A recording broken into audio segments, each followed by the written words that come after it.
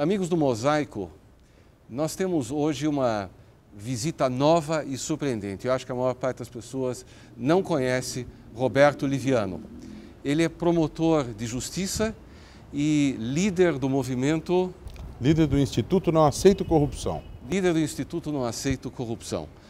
Eu acho que não tem assunto mais atual do que esse. Se vocês lembrarem, há poucos dias o Supremo Tribunal decidiu que não precisa mais esperar o trânsito em julgado para que uma pessoa condenada vá para a cadeia. Parece que as coisas começam a mudar do ponto de vista da impunidade, da bagunça no Brasil. Roberto, é verdade? Olha, eu sou um otimista inveterado, né? E eu digo a vocês, e cumprimento o Mosaico por pautar esse assunto aqui, porque quando se fala em enfrentamento da corrupção, é extremamente importante mobilizar a sociedade. A sociedade tem que dar uma resposta indignada, não aceitar a corrupção, e essa não aceitação, ela se manifesta através de atitudes cotidianas. Educar os filhos diariamente, falar para os filhos sobre a importância das eleições. Esse é um ano de escolha dos representantes nos municípios, tanto prefeitos como vereadores. Então é momento de extrema consciência e responsabilidade, porque um voto mal dado traz consequências muito ruins. Agora, em relação à corrupção que já existe, que há investigações, que há processos, nós precisamos de respostas firmes e contundentes para que as pessoas não tenham uma percepção de que existe impunidade como regra absoluta. A impunidade da corrupção no Brasil é um problema gravíssimo, assim como a cultura da corrupção. Eu elenco como os dois principais problemas em relação à corrupção: impunidade e cultura de corrupção. Essa decisão do Supremo, que na verdade é um precedente, foi decidido por 7-4, e isso não significa que é uma situação eterna, né? Mas é uma situação nova e importante. O Supremo interpreta a lei e dá vida concreta à lei, né? E a interpretação que se deu foi no sentido de que não é necessário mais aguardar o momento em que não cabe mais nenhum recurso para se cumprir a pena, né? A meu ver, isso traz consequências importantíssimas no que diz respeito à punição da corrupção, porque se fortalece o Tribunal de Justiça como instrumento de julgamento. Você tem a condenação em primeiro grau, a confirmação pelo tribunal, e já naquele momento a punição já pode ser aplicada. A pena de prisão já pode ser aplicada.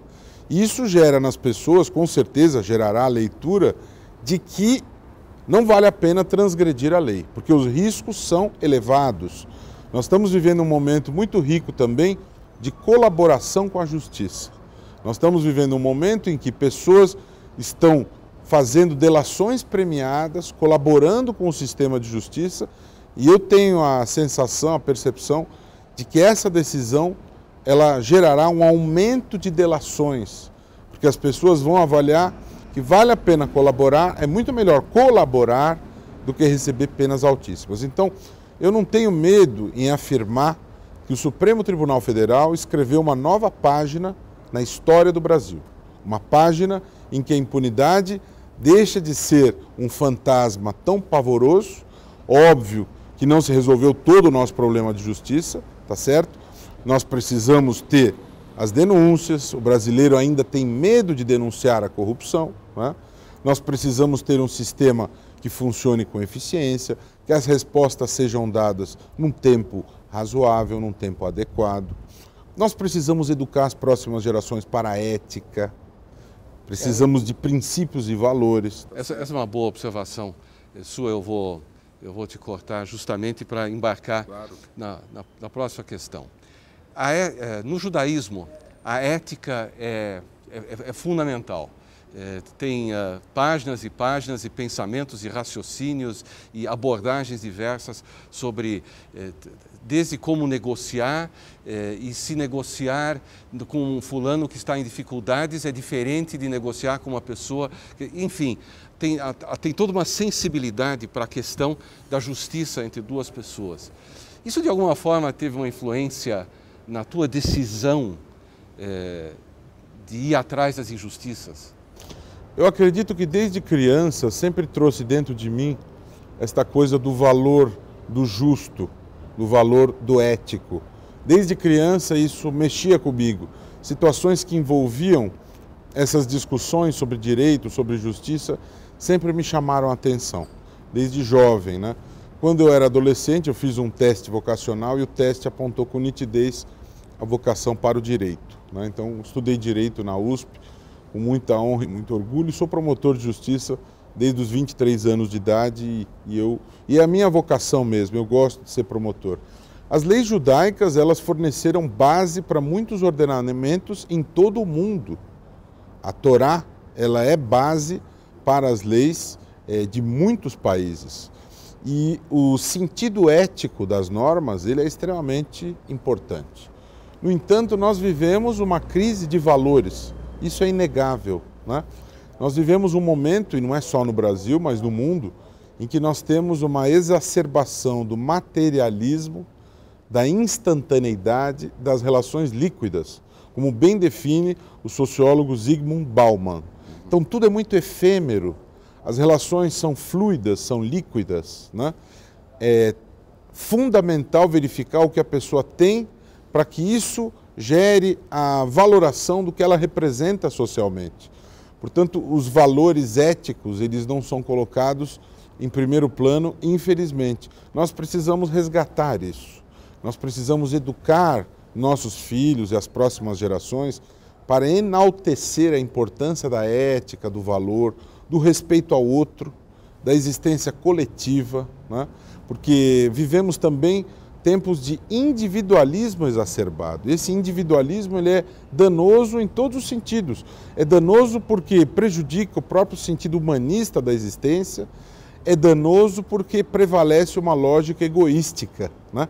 É danoso até para o controle da corrupção, porque o que importa é se dar bem, né? A linha divisória entre o público e o privado, ela vai se perdendo, né?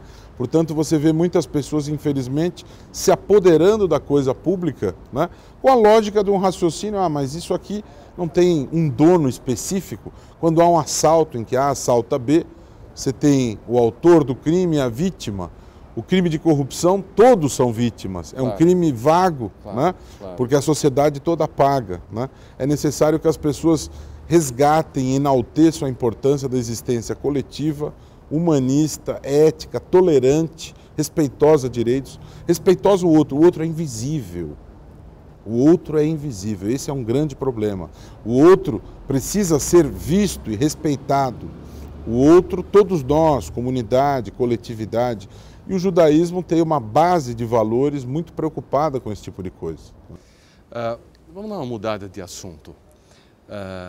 Com o crescimento do terrorismo, há uma preocupação dentro da comunidade em fazer com que o Brasil tenha normas, tenha algum ordenamento jurídico que deixe isso mais ou menos claro. Eu sei que um projeto de lei nesse sentido já passou pela Câmara e você provavelmente está mais do que por dentro. É importante, o Brasil tem que ter uma lei antiterrorista? Eu não tenho a menor dúvida que é importante, especialmente se nós observarmos o que ocorreu no mundo no ano passado, em que pessoas que estavam em locais na França de grande aglomeração de pessoas foram vítimas de atos de terrorismo, de atos de intolerância. Significa que em qualquer lugar do mundo isso pode acontecer. E o Brasil será o epicentro do planeta por conta das Olimpíadas. Portanto, haverá gente do mundo inteiro aqui e, infelizmente, nós já tivemos no passado, em Munique, episódios tristes para a história da civilização, da humanidade. Não é porque vamos ter Olimpíada, mas o fato de termos reforça a necessidade de termos um sistema jurídico de proteção a atos de terrorismo.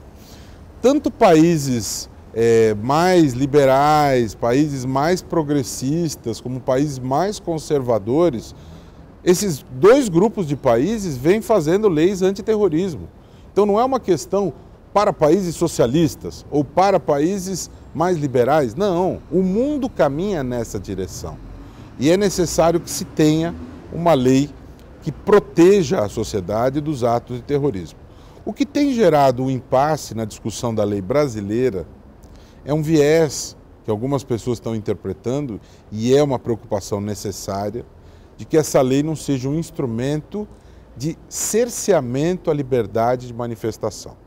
Existe uma preocupação de que a lei possa ser um instrumento para enfraquecer movimentos sociais, enfraquecer o próprio direito à liberdade de manifestação, pela qual os judeus historicamente lutam. Claro. Então nós judeus, nós não vamos querer uma lei antiterrorismo que seja um instrumento de autoritarismo, de arbítrio, de negação de direitos fundamentais. Então nós mesmos judeus precisamos lutar para fazer as lapidações necessárias para que a lei não sirva de instrumento autoritário, de instrumento de cerceamento a movimentos sociais, que jamais podem ser criminalizados.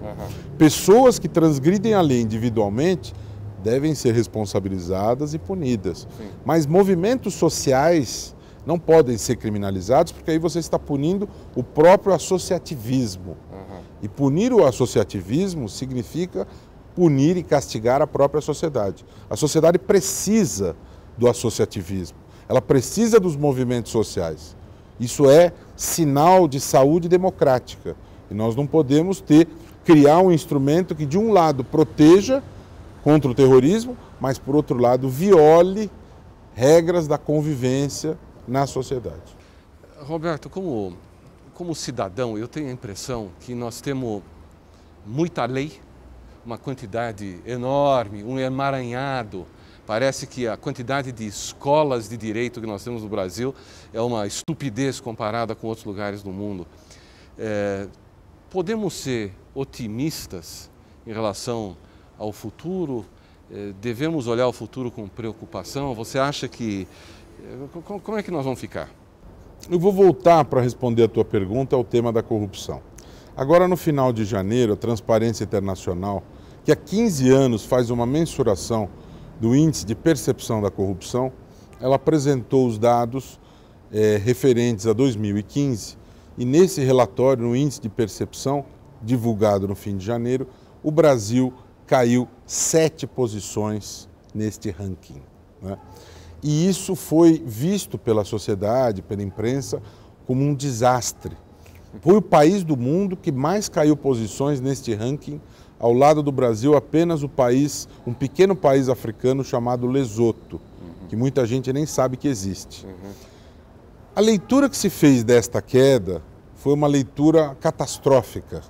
E eu não vou querer dizer que é motivo de felicidade. Não é possível você afirmar que estamos felizes porque o Brasil, de um ano para o outro, caiu 7 posições no ranking. Isso é muito ruim.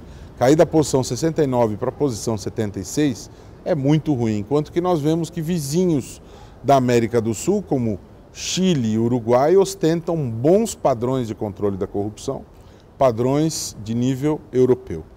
Mas poderia ser pior, por incrível que pareça. Por quê? Porque essa queda de 7 posições se deve aos processos que estão sendo movidos e às punições que estão sendo aplicadas também. Porque só se percebe a existência da corrupção porque as instituições estão funcionando. Elas estão aparecendo. Estão trabalhando, a imprensa está divulgando, o Ministério Público está trabalhando, a Polícia Federal também, a Justiça. Portanto, as punições estão sendo aplicadas. Então, ao lado da percepção, eu vejo um movimento de responsabilização. Poderia ser pior. Poderíamos ter corrupção colocada na mesa e as instituições não funcionarem. Okay. Portanto, eu uso essa resposta para dizer que eu sou otimista.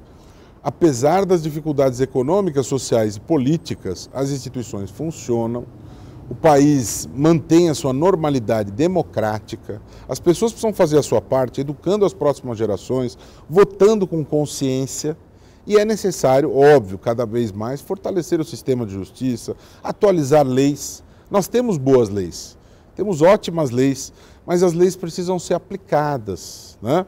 As pessoas poderosas, as pessoas do andar de cima, que estão sendo alcançadas pela lei, precisam ser cada vez mais, para se ter a leitura clara de que não é porque se tem poder que se ficará à margem da lei, que será intocável pela lei. Este modelo de país é coisa do passado. Cada vez mais os intocáveis estão com os dias contados, estão sendo alcançados pela lei. Só que esse não é um processo linear, retilíneo, homogêneo. Ele acontece progressivamente. Às vezes a gente avança um pouco, recua um pouco, mas o saldo é avanço.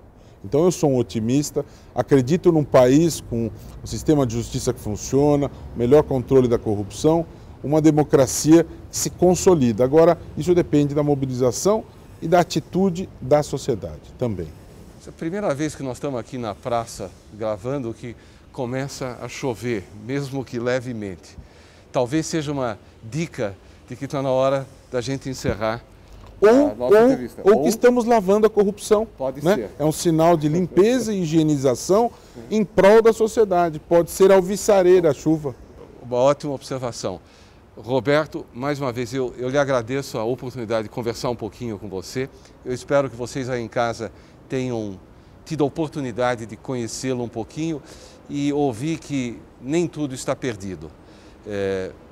O Mosaico está aberto para quando a Procuradoria tiver interesse em trazer alguma coisa para o nosso público. É uma honra para mim, eu também estou sempre à disposição e quero convidar a audiência do Mosaico na TV, programa importante que mostra as coisas do judaísmo.